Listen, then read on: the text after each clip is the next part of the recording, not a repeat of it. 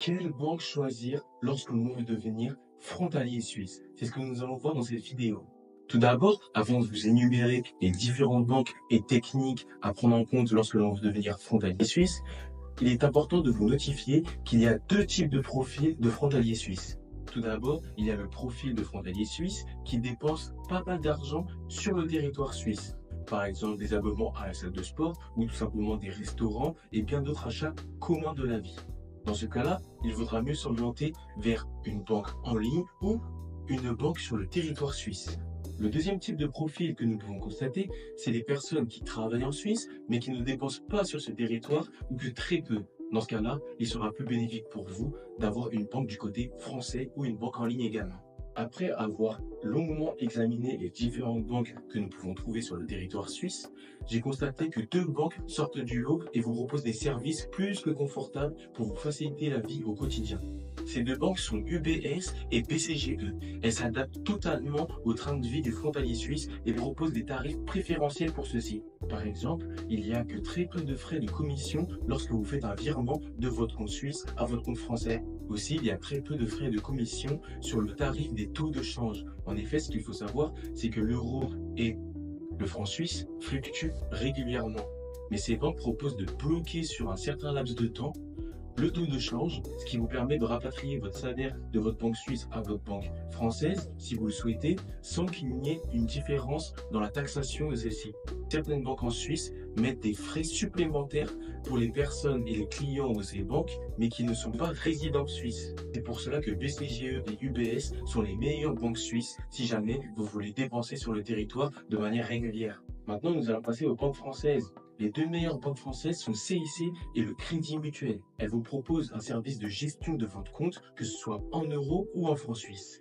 Elles proposent également de bloquer le cours du taux de change au moment de votre inscription, ce qui vous permettra de ne pas avoir une différence d'un mois à un autre lorsque vous recevez votre salaire. Aussi, elles vous proposent des sous-comptes qui vous permettront de dépenser en Suisse, mais avec le moins de frais possible comparé aux autres banques. Mais mon ami, il est important pour moi de te parler aussi des banques en ligne qui peuvent être une très bonne solution sur le long terme. En effet, les banques en ligne ont de nombreux atouts. Par exemple, vous pouvez contacter votre conseiller 24 heures sur 24 et 7 jours sur 7. De plus, les banques en ligne vous proposent des offres de bienvenue qui peuvent être plutôt intéressantes sur le court terme.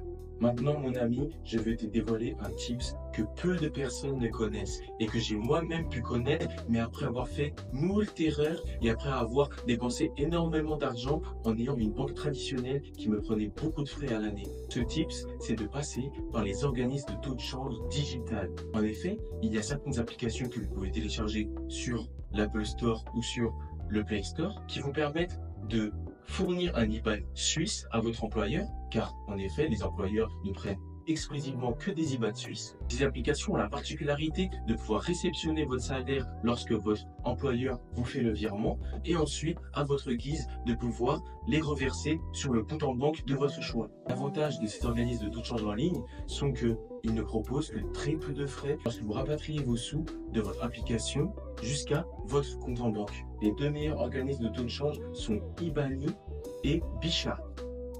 Je vous conseille tout particulièrement Ibani car moi-même je l'utilise. Lorsque je reçois mon salaire de 5000 francs suisses et que je le rapatrie sur mon compte bancaire en ligne et mon compte bancaire français, Ibani ne me prend que 5 francs suisses d'intérêt. À l'année, je ne paye donc que 60 francs suisses pour pouvoir rapatrier mes sous jusqu'à mes comptes. Cela représente en moyenne 10 fois moins de frais que sur une banque traditionnelle. Maintenant que tu as quelques tips pour pouvoir te lancer dans la magnifique aventure qu'est de devenir frontalier suisse, il est important pour moi de te dire que ce ne sont pas les seules choses à prendre en compte lorsque l'on devient frontalier suisse. En effet, lorsque je me suis lancé dans cette belle aventure, j'ai fait énormément d'erreurs que j'aimerais pouvoir te faire éviter. En effet, lorsque l'on devient frontalier suisse, nous pouvons faire des erreurs sur le choix du logement, sur le choix de la banque, sur le choix de sa mutuelle et bien d'autres choses encore. Donc maintenant, si tu es vraiment déterminé à devenir frontalier suisse, il y a le lien dans la description de cette vidéo YouTube. Via ce lien, tu pourras ensuite réserver un appel avec moi-même et lors de cet appel, je te donnerai énormément de valeur et en fonction de ton profil, j'essaierai de t'aider le mieux possible pour que tu puisses atteindre cet objectif de manière la plus rapide possible et surtout la plus confortable possible. Je te garantis qu'avec moi, tu pourras devenir frontalier suisse en moins de 3 mois. Donc mon ami, si tu es motivé à devenir frontalier suisse, on se voit de l'autre côté.